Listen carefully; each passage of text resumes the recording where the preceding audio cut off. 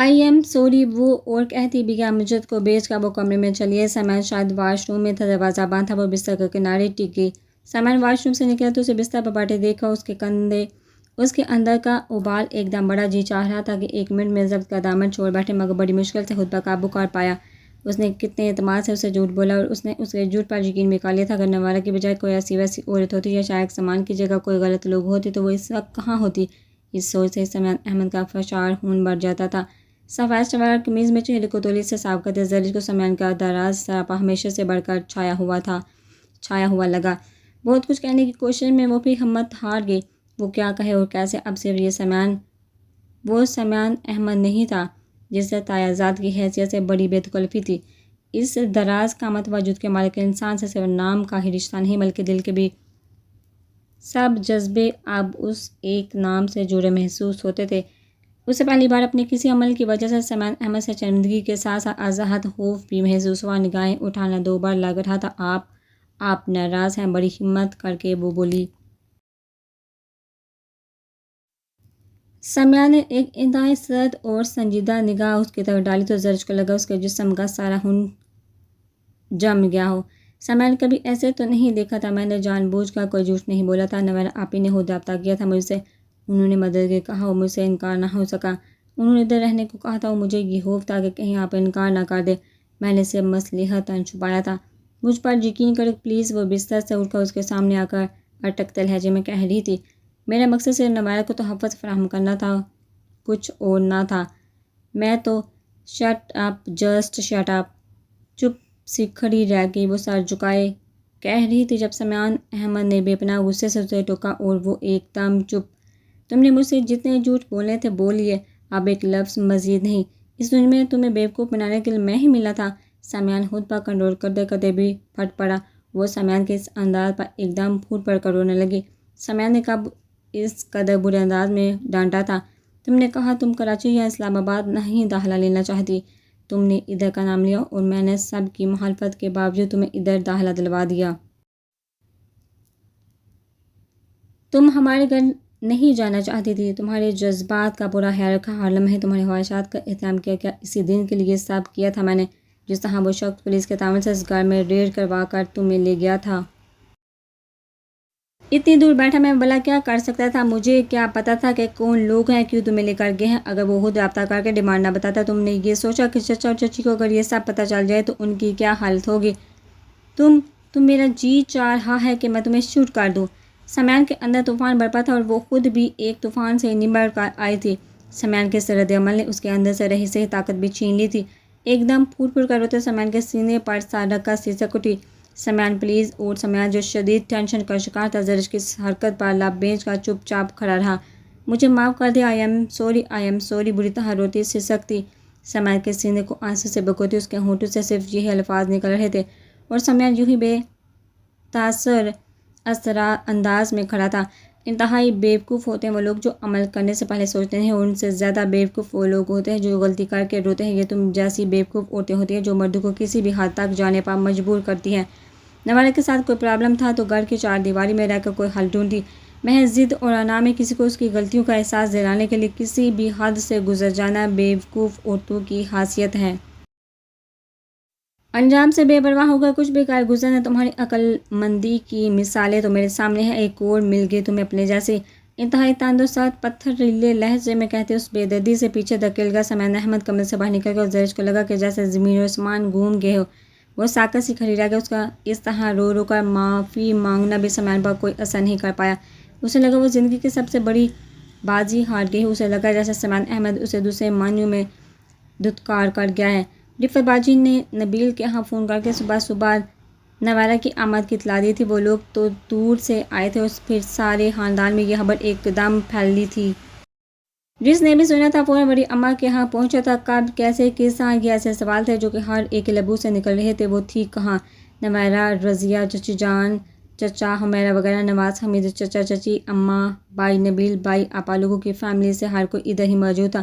اور نوارہ کو دیکھ کر جھٹکا لگا تھا کہ نبیل شاید بڑے نارمل انداز میں ایک دوسرے کا حال احوال دریافت کر رہے تھے. یہ کایا پلٹ کیسے کہ نوارہ کی سمجھ سے یہ سب بالاتر تھا. کسی نے اس سے شکوہ تو نہ کیا تھا اور نہ ہی براہ راست اس سے دریافت کیا تھا، مگر بڑی اماں اور رفت باجی کے جذباتی سب کوئی سارے واقعے کا علم ہو گیا تھا۔ نواز فاروق اصل واقعہ سن کر ششدر رہ گیا تھا۔ نویرہ زرش کے ہاتھ ہی شارک سے اپنے سوال کا جواب سن کر یقین بآمادہ ہی نہ تھا۔ نویرہ کو بلوا کر تصدیق کر دیتا ہوں۔ مسکراہٹ تو شارک کے چہرے سے چپک کر رہ گئی تھی۔ نواز چپ سا رہ گیا، مگر تمہارے ساتھ ہی تو اس کے گھر گیا تھا، وہ کہیں بھی نہ تھے، اور اس کا چوکیدار بھی کہہ رہا تھا کہ وہ وہاں سے چلی گئی ہے۔ تمہارا کیا خیال ہے؟ ان دونوں کے جھوٹ پر میں نے یقین کر لیا تھا۔ ناممکن، میں نے بھی دنیا دیکھ رکھی ہے، چہرہ دیکھ کر اندر کا احوال بتا سکتا ہوں۔ بس اتنا کرنا پڑا تھا کہ انجم کی مدد لینا پڑی تھی، اور پھر چند گھنٹوں میں نویرہ ہمارے پاس ہی۔ اس وقت شارک کے کمرے میں وہ دونوں ہی تھے۔ نواز چونکا۔ مطلب؟ اس کے بعد شارک نے جو قصہ سنایا وہ سب سن کر نواز کو بہت تکلیف ہوئی۔ نویرہ کے حصول کی زرش کو اٹھوانے اسے رہ رہ کر افسوس ہوا۔ اگر وہ کسی حد تک زرش کے خاندانی معاملات سے ظفر اور میسر کی بدولت واقف نہ ہوتا تو بھی اسے اتنی تکلیف ہوتی۔ شارک زرش کو اس طرح استعمال کرنا جائز سمجھ رہا تھا، مگر وہ جانتا تھا کہ حساس سی لڑکی کس حد تک اس سارے واقعے سے متاثر ہوئی ہوگی، اس کی ذات کس طرح بکھری ہوگی، اور سمیع احمد اس کا کیا رد عمل ہوگا، وہ لوگ اصل حقائق سے واقف ہوں گے یا نہیں۔ نواز سب سن کر بہت الجھ گیا تھا۔ کچھ دیر بعد وہ وہاں سے نکلا۔ گاڑی میں بیٹھ کر اس نے سب سے پہلے زرش سے رابطہ کیا تھا۔ کال ریسیو کرنے والی زرش نہ تھی۔ مردانہ آواز سن کر نواز چاند بال چونک رکا۔ ہیلو کون؟ دوسری طرف سے پوچھا گیا۔ میں نواز فاروق بات کر رہا ہوں، کیا زرش سے بات ہو سکتی ہے؟ اس نے بڑے شائستہ انداز میں اپنا طلب کروایا۔ اوہ نواز فاروق صاحب، کیسے ہیں آپ؟ آپ کے ایکسیڈنٹ کا سن کر دکھ ہوا تھا، پچھلے دنوں کراچی جانا بھی ہوا، مگر آپ کی عیادت کا موقع نہ مل سکا۔ اب طبیعت کیسی ہے؟ اللہ کا شکر ہے۔ سمیع کا بڑا سنجیدہ انداز تھا۔ میں نویرہ اور شارک کا کزن ہوں، ابھی ان لوگوں سے مل کر سارے حالات جان کر ہی آ رہا ہوں، بس زرش کی طبیعت دریافت کرنا تھی، اسی لیے کال کی تھی۔ نواز نے وضاحت کرنا لازمی سمجھا، اور سمیع دوسری طرف اس نے تعلق پر اور بھی حیران ہوا۔ باتوں کے دوران نواز صاحب کہتا چلا گیا کہ شارک زمانے کے ساتھ چند بار نویرہ کے ہمراہ زرش کو دیکھا تھا، اور پھر کیسے اس کے آفس آنے پر زرش کو پہچان لیا، اور بعد میں کیا کیا ہوا تھا۔ اگر اس کے علم میں ہوتا تو شارک انسپکٹر انجم وغیرہ کو درمیان میں لائے گا تو وہ ایسی صورتحال کبھی پیدا نہ ہونے دیتا۔ ایک بار پھر سب اصل حقائق جان کر سمیع احمد سخت انتشار کا شکار ہوا۔ زرش کی بے وقوفی اور کم عقلی پر ایک بار پھر رہ رہ کر تصور ہوا۔ سمیع کو نواز کی زبانی یہ جان کر بھی حیرانی ہوئی تھی کہ نواز آج کل زرش کی یونیورسٹی میں ہی استاد کی حیثیت سے فرائض سر انجام دے رہا ہے، جبکہ زرش نے ایسا کچھ بھی ذکر نہ کیا تھا، ورنہ وہ اپنی یونیورسٹی کی چھوٹی موٹی ہر بات ضرور اس کو بتاتی تھی۔ نویرہ کے ذات کتنے لوگوں کو مشکل سے دو چار کر گئی تھی۔ کال ختم کرنے کے بعد نواز نے بڑے دکھ سے سوچا تھا، نویرہ کی اس سنگین حرکت کی وجہ اگر شارک، رضا اور نبیل کے رویے تھے تو کہیں نہ کہیں اس کی اپنی ذات بھی ملوث تھی۔ اسے دکھ دینے کا آغاز اس نے ہی تو کیا تھا، پھر وہ اپنے ضمیر کی اولاد میں بڑی عظمہ کیسے ہو سکتا تھا؟ نواز کے اندر کا ملال پھر شدید انداز میں اس کی ذات پر حاوی ہوا تھا، اس سارے قصے نے اور پھر سمیع کے شدید رد عمل نے اسے اس طرح توڑا کہ وہ صبح تک بخار میں مبتلا ہو گئی تھی۔ سمیع سارا دن گھر سے غائب رہا اور وہ کمرے میں بند تھی۔ بیگم صاحبہ کو تیز بخار ہے۔ سمیع مغرب کے بعد گھر لوٹا تو یہ اطلاع ملی۔ ڈاکٹر کو بلوایا نہیں، بیگم صاحبہ نے منع کر دیا تھا، انہوں نے کچھ بھی نہیں کھایا، سارا دن کمرے میں لیٹی رہی۔ اوہ! سمیع کو پھر نصیحت سے غصہ آیا زرش کی حماقتوں پر۔ اچھا امجد کو کسی ڈاکٹر کو لائے۔ ملازمہ کو ہدایت دیتے وہ کمرے میں چلا آیا۔ سر تک کمبل تانے لیٹی ہوئی تھی۔ سمیع نے کوٹ اتار کر صوفے پر ڈالا، موبائل اور کی چین ٹیبل پر رکھتے بستر کی طرف چلایا۔ کنارے پر بیٹھتے اس کے چہرے سے کمبل ہٹایا تو سرخ سوجی آنکھیں سامنے تھی۔ رو رو کر اس نے چہرے کو سجا لیا تھا۔ ابھی بھی سمیع کو دیکھ کر اس نے جلدی سے بازو آنکھوں پر رکھ لیا۔ سمیع کے رویے نے اسے بہت دکھی کیا تھا۔ وہ اپنی غلطی مان تو رہی تھی، معافی بھی مانگی، مگر سمیع نے جو رویہ اختیار کیا تھا اس نے اسے اندرونی طور پر شکست سے دوچار کر دیا تھا۔ سمیع نے بڑی سنجیدگی سے اس کا بازو اس کی آنکھوں سے ہٹایا۔ اپنی گرم دہکتی کلائی اس نے سمیع کی گرفت سے کھینچی۔ اسے کافی تیز بخار تھا۔ کلائی سے سمیع نے یہی اندازہ لگایا۔ ملازمہ بتا رہی تھی کہ تم نے سارا دن کچھ بھی نہیں کھایا پیا؟ اپنی اس سنجیدگی سے اس کی سرخ آنکھوں میں دیکھتے پوچھا۔ زرش کو یاد آیا کہ اس نے کل دوپہر کے بعد کھانا تو دور کی بات ایک گھونٹ پانی تک حلق سے نہیں اتارا تھا۔ مرنے کا پروگرام بنا رکھا ہے تم نے؟ کوئی جواب نہ پا کر کہا، آپ کو اس سے کیا چاہیے یہاں سے؟ بخار اور آنسو سے بوجھل آواز میں کہتے اس نے رخ موڑ لیا۔ زرش آخر تم اب اتنی جذباتی کیوں ہو؟ آرام سے اٹھ کر بیٹھو، ملازمہ کو بھیجتا ہوں، کھانا کھاؤ۔ اتنی دیر میں امجد ڈاکٹر کو لے کر آ جاتا ہے، رونا دھونا بند کرو۔ سمیع سے ٹوک کر اٹھ کھڑا ہوا۔ سمیع کے اس لب و لہجے پر وہ رونا آیا، ذرا بھی تو ہمدردی نہ تھی۔ سمیع باہر نکل گیا تھا تو کچھ دیر بعد میں ملازمہ کھانا لے کر آئی تو اس نے کھانے سے انکار کر دیا۔ سمیع نے بڑے دکھ سے اسے دیکھا، ملازمہ کو جانے کا اشارہ کر کے اس کے قریب آ کر بیٹھ گیا۔ پلیز زرش، جو شدید نقصان ہوتے ہوتے رہ گیا ہے، کیا اس بار مجھے اتنا بھی غصہ کرنے یا بات پرس کرنے کا حق نہیں ہوتا؟ لہٰذا تم غلط ہاتھوں میں پہنچ جاتی تو زرش اس طرح لیٹی تھی، آنسو بہاتی رہی۔ ٹھیک ہے، اس موضوع کو اب ادھر ہی ختم کر دو، جو ہونا تھا ہو گیا، اس پر اب ماتم کرنے کا کوئی فائدہ نہیں، بلکہ آئندہ کے لیے سبق سیکھنا ہوگا۔ تمہاری طبیعت خراب ہے، کچھ کھایا پیا بھی نہیں، اس طرح تو کمزوری ہوگی، پلیز اٹھ کر کچھ کھا لو۔ آپ کے سامان کے رویے نے اس پر ہاتھ اثر کیا۔ اٹھ کر بیٹھ کے، میرا کچھ بھی کھانے کو دل نہیں چاہ رہا، آنکھیں ہاتھ سے رگڑتے اس نے کہا۔ تو سامان نے گہرا سانس لیا۔ یہ سوپ پی لو، بخار میں فاقہ ہوگا، پھر ڈاکٹر کے آنے پر دوا بھی لے لینا۔ سامان نے سوپ کا پیالہ اسے زبردستی تھما دیا۔ سامان کے بار بار کہنے پر اسے سوپ ختم کرنا ہی پڑا، مزید اس سے کچھ بھی نہ کھایا گیا۔ امجد ڈاکٹر کو لے آیا، ڈاکٹر نے چیک اپ کے بعد دوا لکھ دی، چند ہدایت دے کر وہ چلا گیا۔ امجد نے دوا لا دی، یہ دوا بھی لے لو۔ سامان نے چند گولیاں اس کی طرف بڑھائی تو اس نے سامان کو دیکھا، کل تو اس نے رات والا رویہ تو نہ تھا، مگر سنجیدگی اسی طرح برقرار تھی۔ آپ ناراض ہیں مجھ سے؟ اب بھی دوا لینے کے بجائے اس نے پوچھا۔ کیا نہیں ہونا چاہیے؟ سامان نے اس کے سوئے چہرے کو بغور دیکھتے الٹا سوال کیا تھا۔ میں نے معافی مانگی ہے، اب بھی معافی مانگتی ہوں، میں نے جھوٹ بولا، اپنی غلطی قبول بھی کرتی ہوں، پھر بھی وہ بات کرتے کرتے پھر رو دی۔ پہلے یہ دوا لے لو۔ سامان نے اس کا ہاتھ پکڑ کر تمام گولیاں ہتھیلی پر رکھتے اسے مزید رونے سے روک دیا۔ گولیاں منہ میں رکھ کر اس نے سامان سے پانی کا گلاس لیا۔ لیٹ جاؤ، آرام سے سونے کی کوشش کرو، میں اب ناراض نہیں ہوں۔ ہاں، تمہاری حماقت پر غصہ ضرور آیا تھا، اب مزید کچھ کہنے سننے کا کوئی فائدہ نہیں۔ وہ لیٹ گئی، بخار باقی تیز تھا، اس سے بیٹھا نہیں جا رہا تھا۔ تمہارے سر نواز فاروق کی اور نویرہ کی کالز آئی تھی، وہ دونوں تمہارا پوچھ رہے تھے۔ سامان اٹھ کر دوسری طرف آ کر بیٹھا۔ نواز فاروق تمہاری یونیورسٹی میں ہوتے ہیں، تم نے کبھی ذکر نہیں کیا۔ زرش نے اندازہ لگانا چاہا کہ سامان کن معنیوں میں سر کا ذکر کر رہا ہے، مگر سامان کے تاثرات سے کچھ بھی نہ آغاز کر پائی۔ خیال نہیں رہا ہوگا، اور پھر آپ کے ایکسیڈنٹ سے پہلے میں نے جب بھی کال کی، آپ کا رویہ ایسا تھا کہ بہت سی لازمی باتیں بھی بیان کرنے کا بھی موقع نہ ملا۔ اور جب کراچی آئی ہوں، آپ نے نہ ہی خود سے کبھی کال کی اور نہ ہی کبھی میری کال ریسیو کی۔ شکوہ اس کے لبوں سے بھی پھسل گیا تھا۔ آنکھوں پر بازو رکھ کر وہ سامان کی طرف سے کروٹ بدل گئی۔ سر نماز کا اس وقت ذکر کرنا اسے بہت برا لگا تھا، یوں لگا کہ جیسے کوئی پرانا زخم چھیڑ دیا گیا ہو۔ سامان نے اس سے رخ موڑتے دیکھا، اتنی بڑی خلیج حال تھی دونوں کے درمیان، ایک دم سے احساس ہوا۔ سامان کو فوراً اندازہ ہوا تھا کہ سر نواز فاروق کے ذکر سے اسے دکھ ہوا ہے۔ آئی ایم سوری، میں نے سرسری سے ذکر کیا تھا، میرا مقصد نواز فاروق کے ذکر سے تمہیں دکھی کرنا نہ تھا۔ سامان نے فوراً معذرت کی، مگر وہ چپ ہی رہی، بلکہ کمبل سر تک تان گئی تھی۔ وہ اب کوئی بات نہیں کرنا چاہتی تھی۔ اگلے 2 دن میں اس کا بخار اتر گیا تھا، اس کی طبیعت کافی سنبھل گئی تھی۔ اسی دوران نویرہ رفت باجی کے ساتھ اس کی عیادت کو آئی تھی۔ شارق ان کو چھوڑ گیا تھا اور وہ 2 گھنٹے رکی تھی۔ واپسی پر شارق سامان ہی انہیں لینے آیا تھا۔ سامان جلدی کر آ گیا تھا، وہ بھی رفت باجی اور نویرہ سے ملا تھا، اور پھر شارق سامان کی آمد پر اس نے اسے اندر ہی بلوا لیا تھا۔ شارق سامان جو بھی کر چکا تھا وہ سب ایک طرف، مگر سامان بھی قبول کرتا تھا کہ اس نے زرش کے ساتھ کوئی مس بہیو نہ کیا تھا، بلکہ اسے عزت سے رکھا تھا۔ شارق سامان سے گفتگو کے بعد سامان کو اندازہ ہوا کہ یہ شخص اتنا بھی برا نہ تھا جتنا نویرہ کے باتوں سے ان لوگوں نے سمجھا تھا، بلکہ سامان کو وہ حساس، متاثر کن اور دلچسپ شخصیت کا مالک لگا۔ سامان نے ان لوگوں کو رات کے کھانے پر روک لیا تھا۔ زرش کے لیے یہ بڑی حیران کن بات تھی۔ سامان نے اسے ناراضگی کا اظہار کر کے شارق سامان کو اہمیت نہ سمجھ میں آنے والی بات ہے۔ کھانے کے بعد انہوں نے جانے کی اجازت چاہی۔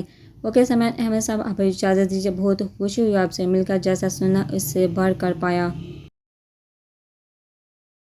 پہلی ملاقات تو انتہائی کشیدگی میں ہوئی تھی۔ اپنے اس فعل پر معذرت کرنا چاہتا ہوں، ہے کسی دن چکر لگائیے گا ہمارے ہاں؟ سوری، کل تو میں واپس کراچی جا رہا ہوں، پھر کبھی صحیح۔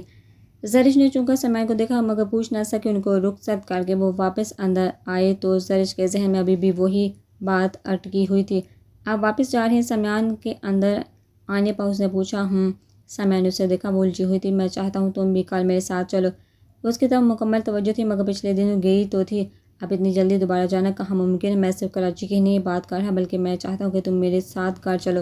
اس کے سامان احمد نے کھل کر بات کی، مگر اس نے کچھ کہنا چاہا، مگر سامان احمد نے ہاتھ اٹھا کر روک دیا۔ میری بات دھیان سے سن لو زرش، تمہارا یہی مطالبہ تھا کہ امی اپنی غلطی کو قبول کریں، انہوں نے نہ صرف قبول کیا بلکہ تمہارے گھر بھی گئے تم سے بات کرنے، مگر تم ان سے ملنے کی بجائے یہاں چلی آئی۔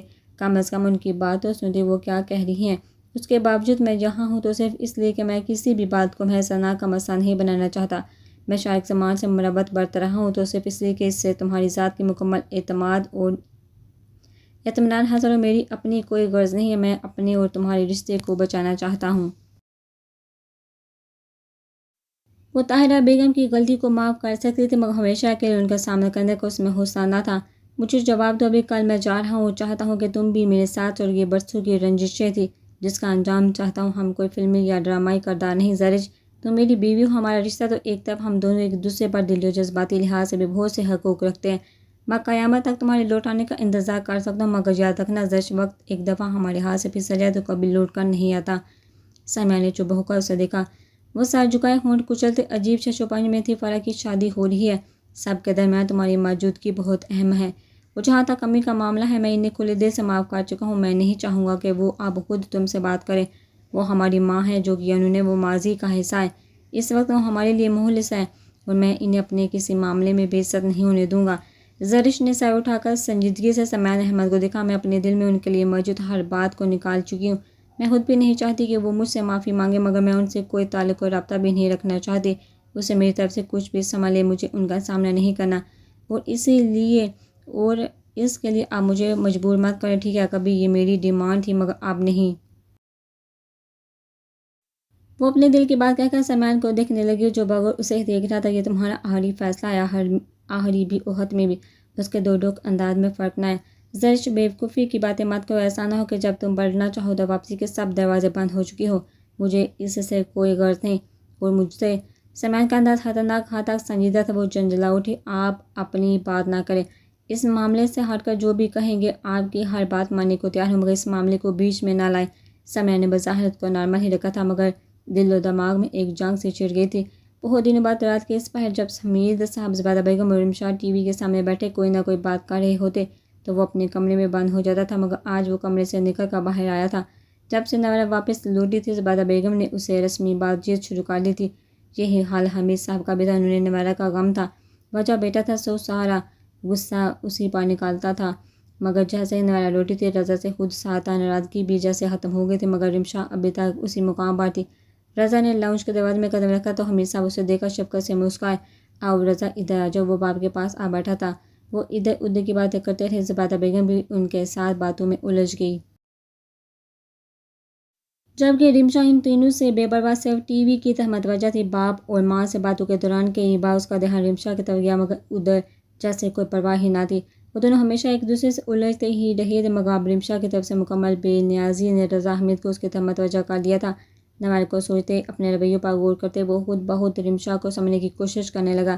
جب سے اس نے اپنی غلطیوں اور اپنی شخصیت کے دوہرے پن کا جائزہ لیتے سب تسلیم کیا تھا، اسے رمشا کی ذات اور اس سے جڑے اپنے تعلق کو سمجھنے کا نہ صرف موقع ملا تھا بلکہ شعوری کوشش کے تحت نتیجے میں اس کا ذہن جب بھی نوارہ کے تصور میں بٹھنے کی کوشش کرتا تو وہ اپنے ذہن کو رمشا کے تصور کی طرف موڑنے کی کوشش کرتا تھا، اور آج بھی ایسا ہوا تھا کہ کمرے کی چار دیواری میں بیٹھے جب نوارہ کا تصور اس پر حاوی ہونے کی کوشش کرنے لگا تو وہ گھبرا کر کمرے سے باہر نکل آیا تھا۔ اب ماں باپ سے باتیں کرتے اس نے اپنی ساری توجہ رمشا کی طرف مبذول کرنے کی شعوری کوشش کی تھی، اس کی ہر دوسرے لمحے میں پڑنے والی نگاہ کا ارتکاز کہ رمشا نے بے چین ہو کر رضا کی طرف دیکھا، بظاہر وہ ماں باپ کی باتوں میں الجھا ہوا تھا مگر توجہ اسی کی طرف تھا۔ رمشا نے لب بھیج کر دوبارہ ٹی وی کی طرف توجہ مبذول کرنے کی کوشش کی، رضا نے اس کے دل کی زرخیز زمین کو بنجر و برباد کرنے میں کوئی کسر نہ چھوڑی تھی۔ وہ جو کر چکا تھا، جس طرح نوارہ کو برباد کرنے کی پلاننگ کی تھی، اس سے سارے عمل نے اس کی ذات میں ہسارے ہی لکھے تھے۔ وہ غلط تھی، اس نے اپنی غلطی مان بھی لی تھی، مگر اس کے بعد اس کا دل پہلے کی طرح رضا کی طرف مائل نہ ہو پایا تھا۔ اب تو اسے خود بھی اپنے دل کی حالت سے وحشت ہونے لگی تھی کہ وہ اصل میں کیا تھی اور کیا سے کیا ہو گئی۔ رضا سے الجھنا، نوک جھونک کرنا ہی تو اس کے دل میں موجود محبت کو ایک نیا رنگ بخشتا تھا۔ اب اس نے لڑنا جھگڑنا، الجھنا اور تکرار کرنا چھوڑ دیا تھا تو لگتا تھا کہ اس کے اندر کی محبت بھی دم توڑ گئی ہے۔ محبت تو احساسات کا وہ پھول ہے جسے اگر توجہ کا پانی میسر آ جائے تو کھل کر گلاب بن جاتا ہے، اور اگر نفرت کی ہوا چلے تو وہ تند تھپڑوں کے سامنے بہت دیر تک اپنا وجود بلا کیا برقرار رکھ پاتا ہے۔ کسی بھی لمحے کوئی بھی تند ہوا اسے جڑ سے اکھاڑ پھینکتی ہے۔ کیا سوچ رہی ہے؟ وہ بظاہر ٹی وی پر نظر جمائے، در حقیقت سوچ کی وادیوں میں نہ جانے کہاں کہاں بھٹک رہی تھی کہ پتہ ہی نہ چلا کہ کب حمید صاحب زبیدہ بیگم سونے کے لیے اٹھ کر چلے گئے تھے، اور وہ چونکی تو تب جب رضا اس سے پوچھ رہا تھا، اس نے بس ایک نظر سے دیکھا، اٹھ کر کھڑی ہوئی، اب اس جگہ بیٹھے رہنے کا کوئی جواز نہ تھا، کہاں چل دی۔ رمشا کے اس رویے سے رضا کو اب تکلیف ہوتی تھی، خاموش، سنجیدہ، چپ چاپ اس کے اٹھنے پر گھبرا گیا تھا، سونے بڑا اسپاٹ سا انداز تھا، تھوڑی دیر تو بٹ وہ اپنے اندر کی آوازوں اور ضمیر کی چبھن سے گھبرا کر ہی تو یہاں آیا تھا، اور اب پھر وہی تنہائی جو اسے پاگل کر دینے والی تھی کہ اس نے بس حالی نظر سے اسے دیکھا۔ رضا کے یوں دیکھنے پر رمشا کے دل کو کوئی مٹھی میں دبا گیا تھا۔ یہ شخص اس سے بات کرنا تو ایک طرف، اسے دیکھنا بھی گوارا نہ کرتا تھا، تو اب تھوڑی دیر رکنے کا کہہ رہا تھا۔ وہ خاموشی سے واپس اپنی جگہ پر بیٹھ گئی۔ دل لاکھ بنجر بن جائے، راہ بدلے، مگر زندگی میں چند پل ایسے ضرور ہوتے ہیں جو انسان کو بالکل بے بس کر دیتے ہیں۔ ان دونوں کا المیہ یہ تھا کہ وہ دونوں ہی جذباتی تھے، شاید دونوں ہی قصوروار تھے، ایک دوسرے سے باخبر مگر ایک دوسرے پر حملہ کرتے ہوئے۔ دونوں نے ہی ہمیشہ ایک دوسرے کی ذات کو ہی رگیدا تھا، اور اب رمشا کیا ایسا نہیں ہو سکتا کہ تم مجھے معاف کر دو؟ ایک طویل خاموشی کے وقفے کے بعد رضا نے ہمت کر کے کہا، بھی تو کیا؟ اور رمشا ہمارے استجاب کے پلکیں جھپکانا بھول گئی تھی۔ یہ رضا تھا، رضا حمید۔ میں نے اپنی زندگی میں اتنی غلطیاں کی ہیں کہ اب شاید ہی سر اٹھا کر جس سکون میں رہ کر چلے جانا اور اب واپس آنا میں چاہوں گا، اور لاکھوں کوسہ بھی کروں تو کبھی ان کے سامنے جا کر اس سے اپنے کی معافی نہیں مانگ سکتا، مگر ہاں، جو کر چکا ہوں اس کے لیے امی ابو سے علیحدہ معافی مانگ چکا ہے، شارک بائی سے پہلے مانگ چکا تھا، آج حالہ چچیوں نے بل بائی سے بھی معافی مانگ لی ہے، مگر جس سے اصل معافی مانگنی ہے اس کا سامنا کرنے کی ہمت نہیں ہے مجھ میں، اور نہ ہی شاید اب میں زندگی میں ان کا کبھی سامنا کر پاؤں۔ وہ مجھ سے جتنی بھی نفرت کریں، کام ہے اپنی جذباتی اور دوہری شخصیت کے ہاتھوں اس خاندان کو ایک عظیم نقصان پہنچا چکا ہوں۔ تم سے مجھے ذاتی طور پر کوئی نفرت یا فحش نہیں ہے، مگر اپنی جذبات کے ہاتھوں بعض اوقات اتنا الجھ جاتا تھا کہ نہ چاہتے ہوئے بھی تم سے بدسلوکی کر جاتا تھا، اور اب اتنا کچھ ہونے کے باوجود کچھ سمجھ نہیں آ رہا کہ کیا کروں، سوائے اس کے کہ جس کی تکلیف کا سبب بنا ہوں، اس سب سے اپنی غلطیوں کوتاہیوں کی معافی مانگ لوں۔ اس نے اپنی طرف حیرانی سے دیکھتی رمشا کی نظر دیکھا، تو پر اپنے ہر فیصلے اور عمل میں حق بجانب ہوں، تمہیں کسی بھی حصے میں مجبوری نہیں ہے۔ ایک عرصہ تک میرے احساسات اور جذبات جو بھی رہے، اور اب بھی میں جس مقام پر تمہارے سامنے ہوں، میں اپنے آپ کو کسی کے بھی قابل نہیں سمجھتا۔ اگر تم اپنا ظرف بڑا کرتے ہوئے گزشتہ بدسلوکیوں پر معاف کر دو تو میرے لیے بڑے فخر کی بات ہوگی۔ اس سے بڑھ کر میں تم سے کچھ بھی نہیں چاہتا۔ وہ چپ ہوا تو رمشا کی حیرانگی ختم ہوئی، وہ تو سمجھی تھی کہ اس نے محض پینترا بدلنے کو شارک زمان سے دنیا داری کے لیے معافی مانگی ہے، اور اب جو کچھ کہہ رہا تھا وہ سب قابل قبول ہے۔ ہمارے درمیان موجودہ رشتہ جو کبھی بھی مجھے قبول نہ تھا، اور اب بھی بہت سوچنے کے باوجود مجھے رشتہ مناسب نہیں لگ رہا۔ میری ذات اور گزشتہ تمام احوال تم سے چھپے ہوئے نہیں۔ میں نے اپنی غلطیاں قبول کرتے اپنے دل کو سمجھا ہے، مگر دل کے معاملات زبردستی سے طے نہیں ہوتے۔ شاید وقت بدل دے، مگر زندگی بھر مجھے اپنے ہی احساسات ایک چبھن اور تکلیف سے دوچار کرتے رہیں گے کہ میں اسی سزا کے قابل ہوں۔ دل بدلنے کے تجربے تو ہوتے ہیں، مگر جذبات، احساسات بدلنے کے تجربات کا آج تک سنا نہیں، ورنہ کسی ماہر سے ضرور رابطہ کرتا۔ تم اپنے لیے کوئی بہتر فیصلہ کر لینا، میں ابو اور امی کو سمجھا لوں گا، تم پر کوئی زبردستی نہیں۔ اور اپنی بات ختم کر کے اب اسے دیکھ رہا تھا۔ رمشا سب سمجھ کر بھی کچھ سمجھ نہ پائی تھی۔ کیسا فیصلہ؟ زندگی کوئی بچوں کا کھیل نہیں، تمہیں مجھ سے بھلا کیا حاصل ہوتا ہے؟ مجھے اپنی ساری عمر جذبات اور احساسات سے لڑتے گزارنا ہوگی تو میری سزا میں تم کیوں حصہ دار ہے؟ اس نے وضاحت کی، یہ بھی تو ہو سکتا ہے کہ میری محبت تمہارے احساسات اور جذبات کو بدل دے۔ رضا، کیا تم مجھے اس قابل بھی نہیں سمجھتے؟ آج اس نے لڑنے کے بجائے تحمل سے بات کرنے کی ابتدا کی، تو وہ بھی پرانے تمام رویے ترک کر کے بڑی مروت اور لحاظ سے گویا ہوا۔ محبت کب دل سے جدا ہوتی ہے، زمین بنجر ہو بھی جائے مگر کہیں نہ کہیں کوئی کونا ہرا ضرور رہ جاتا ہے۔ مگر میں خود کو تمہارے کیا کسی کے بھی قابل نہیں سمجھتا۔ تم مجھے سمجھنے کی کوشش کرو، تم مجھے سمجھ لو، تمہیں اپنے قابل میں خود بنا لوں گی۔ وہ محبت کا یقین لیے پر اعتماد تھی، اور رضا کے لمحے تک اسے دیکھتا رہا۔ وہ حسین تھی اور زندگی گزارنے کا سلیقہ بھی آتا تھا۔ تم اچھی طرح سوچ سمجھ لو، زندگی گزارنا بچوں کا کھیل نہیں، دل کے معاملات میں سوچنے سمجھنے کی ضرورت نہیں ہوتی۔ ہمارا رشتہ طے ہے اور ابھی ازل سے طے تھا، تم خود اچھی طرح سوچ سمجھ لو۔ میرا اب بھی یہی جواب ہے، اور ہر گزرتے دن بھی میرے فیصلے میں استحکام ہی آئے گا انشاءاللہ۔ وہ تمام نا امیدی، نفرت بھلائے، پھر وہی رمشا جاوید لگی جو ہر حال میں اس کی ذات میں دلچسپی رکھتی تھی۔ رضا کو لگا وہ اس کی محبت کے آگے ہار جائے گا۔ رضا نویرہ تمہاری ذات، احساسات اور جذبات کا ایک حصہ تھی اور رہے گی بھی۔ میں اتنی بھی بری نہیں ہوں، میں تمہیں غلط نہیں کہتی، مگر ساری عمر ایک پرواہ پر رکے رہنا بھی عقل مندی نہیں۔ تمہیں زندگی میں اب نہیں مگر کبھی تو کسی نہ کسی سہارے کی ضرورت ہوگی، تو کیا مذائقہ ہے کہ اگر وہ سہرا میں بن جاؤ، تو نویرا تمہاری زندگی کا ایک باب تھا اور اب ختم۔ گزارنے کے لیے کوئی وجود بہت ضروری ہوتا ہے رضا، انتہائی نفرت کے باوجود بھی میں نے کبھی نہیں سوچا کہ میں اپنا رشتہ تم سے ختم کروں گی، اور نہ ہی کبھی ایسا ہوگا۔ رضا نے گہری سانس فضا میں خارج کی تھی۔ میں جو ہوں جیسا ہوں اسی صورت میں برداشت کر لو گی؟ وہ سوال کر رہا تھا، انداز بڑا سنجیدہ تھا۔ ہاں، تم جو ہو جیسے ہو میں تمہیں برداشت کر لوں گی۔ محبت کی تھی اور اب بھی ہے۔ جو گزر گیا وہ ماضی تھا، اور ماضی پر ماتم بیوقوف لوگ کرتے ہیں۔ اتنی ٹھوکروں کے بعد اتنی تو عقل آ ہی گئی ہے، اور میں بیوقوفوں میں شمار نہیں ہونا چاہتی۔ اس نے مسکرا کر کہا، اپنی جگہ سے اٹھ کھڑی ہوئی، اور اگر زندگی میں تمہیں پچھتانا پڑ جائے تو کوئی بات نہیں، دونوں مل کر اکٹھے پچھتا لیں گے۔ محبت میں ساتھ نہ دو مگر پچھتانے میں تو ساتھ دو گے نا؟ وہ بالکل پہلی بار رمشا جاوید بنی مسکرا رہی تھی۔ اس کے جواب کی برجستگی پر رضا کے ہونٹوں پر بھی دھیمی سی مسکراہٹ ابھری، اور رمشا کو لگا وہ بالکل ہلکی پھلکی ہو گئی ہو۔ ایک عرصے بعد اس کا دل خوشی سے جھوم اٹھنے کو چاہنے لگا۔ چلو دیکھ لیں گے، آزما لیں گے اپنی ہار کا اعتراف بھی کس صورت میں کیا تھا۔ رمشا کو ایک دم ہنسی آ گئی۔ بے شک آزما لینا، ہم اپنے قول اور فعل میں پکے ہیں، اور انشاءاللہ زندگی بھر پکے رہیں گے۔ صرف اسے دیکھے گیا، وہ مسکراتی ہوئی اچھی لگ رہی تھی۔ پہلی بار اسے بغور دیکھتے اسے اس کی مسکراہٹ بڑی بلی لگی تھی۔ زندگی سے بھرپور رمشا وہاں سے نکل گئی تھی، اور رضا نے صوفے کی پشت گاہ سے سر ٹکا کر آنکھیں موند لی۔ پہلی بار اس نے خود کو پرسکون محسوس کیا تھا۔